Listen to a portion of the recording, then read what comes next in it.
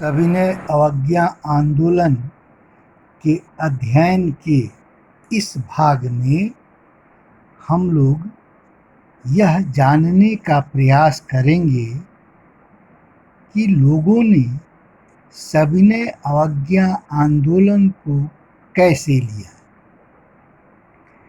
अर्थात कहने का मतलब ये है कि लोगों ने सविनय अवज्ञा आंदोलन में हिस्सा क्यों लिया, उनके आदर्श क्या थे, उनके लिए स्वराज के मायने क्या थे। मैंने बताया कि इस आंदोलन में समाज के अनेक वर्गों ने भाग लिया था। सबसे पहले हम किसानों की चर्चा करेंगे। संपन्न किसान, जिसमें गुजरात के पटीदार एवं उत्तर प्रदेश के जाट थे, इन लोगों ने इस आंदोलन का समर्थन इसलिए किया कि ये सरकार द्वारा लगाए गए भारी लगान से परेशान थे।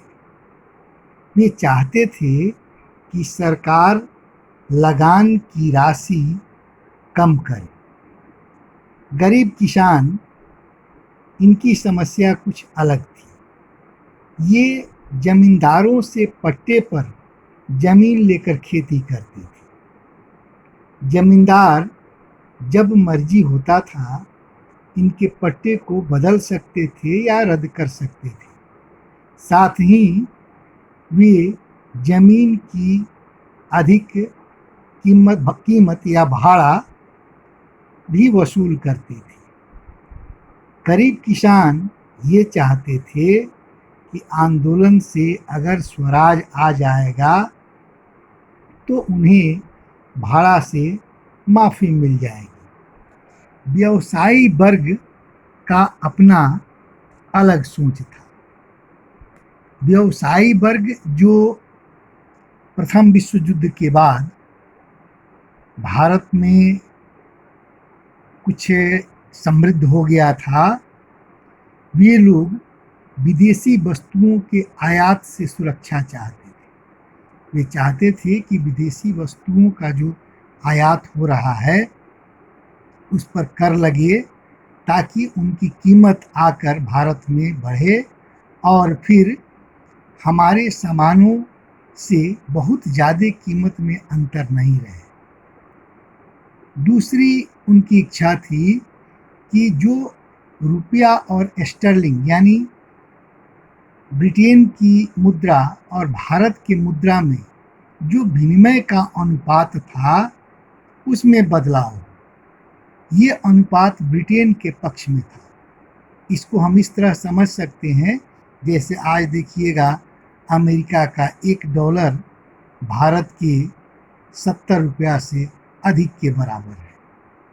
तो इसी तरह अगर किसी कारण से $1 की कीमत 50 रुपया हो जाए तो निश्चित भारतीय व्यापारियों को लाभ होगा या सामान की खरीद बिक्री में मुनाफा होगा। तो ये चाहते थे कि इसमें बदलाव हो।